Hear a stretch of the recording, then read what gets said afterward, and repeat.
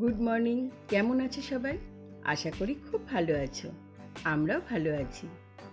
আমার channel leave life with বিথিতে তোমাদের সবাইকে ওয়েলকাম।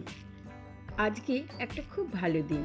যাব বরানগর, আমার ছোট বোনের বাড়ি। ব্লগটা দেখলেই বুঝতে পারবে কারণটা। সাথে থাকছে দারুণ দারুণ রেসিপি আমার বোনের হাতের। তো স্কিপ না করে ব্লগটা দেখো, আশা করি ভালো লাগবে।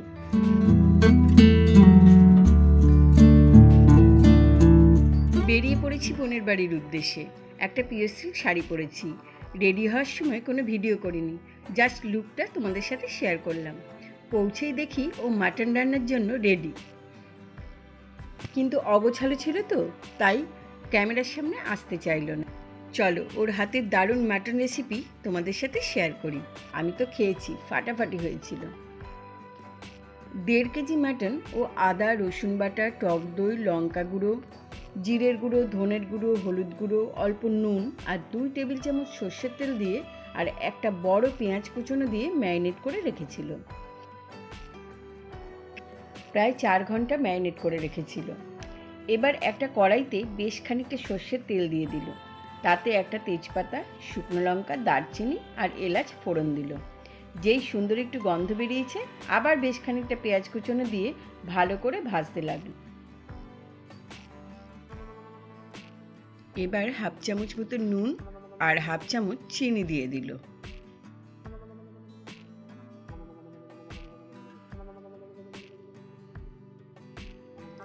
ভালো করে ও পেঁয়াজটা ভাজতে থাকুক, ততক্ষণে চলো ওর বাড়ির চারপাশটা আমি একটু দেখিয়ে দিই।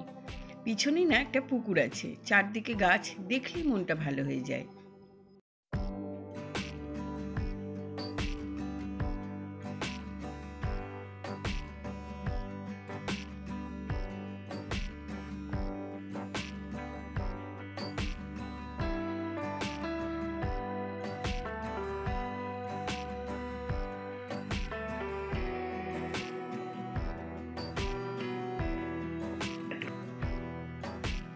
পেঁয়াজটা ভাজা হয়ে গেলে এবার আবার 3 টেবিল চামচ মতো আদা রসুন পেঁয়াজ কাঁচা লঙ্কা বাটা দিয়ে দিল।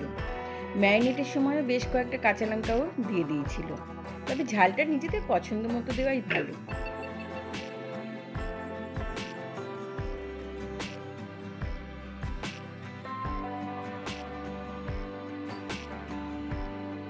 মশলাটা খুব ভালো করে কষিয়ে নেওয়ার পর ও ম্যারিনেট করে রাখা মাটনটা অ্যাড করে দিল, দিয়ে এবার আরও ভালো করে কষতে থাকবে।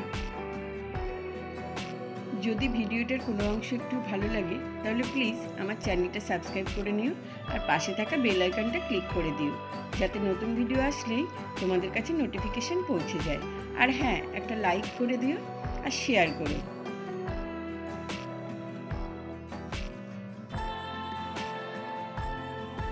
এবার সব কিছু খুব ভালো করে কষাতে থাকলো। দেখো বেশ মশলা কষে গিয়ে তেল ছেড়ে দিয়েছে।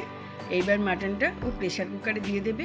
আর আলুগুলো ও ভেজে নেয়নি, কারণ আলুগুলো ভেজে নিলে একটু তেলের কনজাম্পশন বেশি হয়ে যায়, ওই জন্য।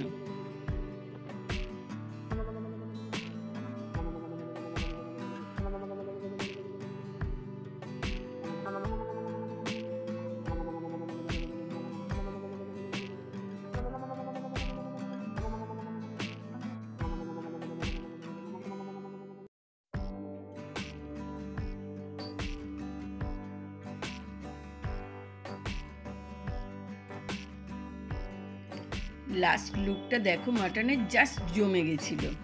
এবার একটা ইলিশের রেসিপি শেয়ার করছি তোমাদের সাথে। ইলিশ মাছের পিসগুলো ও প্রথমে নুন হলুদ কাঁচা সর্ষের তেল দিয়ে 10 মিনিট ম্যারিনেট করে রেখেছিল। অন্যদিকে পোস্ত, সর্ষে, কাঁচা লঙ্কা, সাদা কাঁচা তিল একসাথে পেস্ট করে রেখেছিল।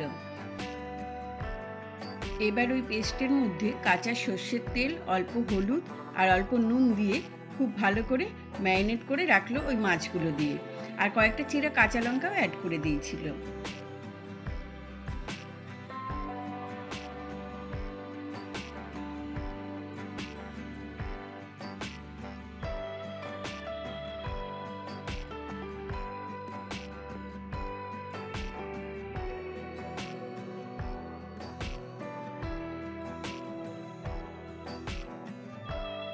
প্রায় আধ ঘন্টা ম্যারিনেট করে রাখার পরে একটা পাত্রে 1 টেবিল চামচ সর্ষের তেল দিয়ে তাতে একটু অল্প কালো জিরে আর কয়েকটা চেরা কাঁচা লঙ্কা ফোড়ন দিয়ে এবার মাছ মাখাটা ঢেলে দিল। আমি নাম দিয়েছিলাম তিলোত্তমা ইলিশ, আর ও বলছিল কাঁচা ইলিশের তিল ঝাল। এবার তোমরা একটা নাম সাজেস্ট করে কমেন্টের মাধ্যমে জানিও। এবার ঢাকা দিয়ে ঝোল মাখা মাখা হওয়া অবধি রান্না করে নিয়েছিল, আর নামানোর আগে একটু কাঁচা সর্ষের তেল ছড়িয়ে দিয়েছিল। দুপুরের খাওয়া দাওয়া বেশ জমে গেছিল। এবার সন্ধেবেলা তোমাদের সাথে দেখা করছি। আজকে বোনের শ্বশুর শাশুড়ি আমার মাসিমা মেসোমশাইয়ের 49তম বিবাহবার্ষিকী। সেই কেক কাটিং পর্ব তোমরা দেখো।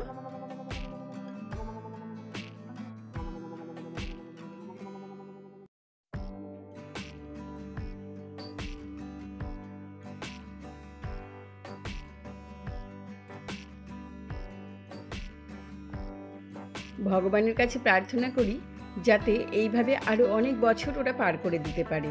তোমরাও প্রার্থনা করো। খুব সুন্দর সুন্দর মুহূর্ত কাটিয়ে রওনা দিলাম বাড়ির উদ্দেশ্যে। আবার দেখা হবে অন্য কোনো ব্লগে।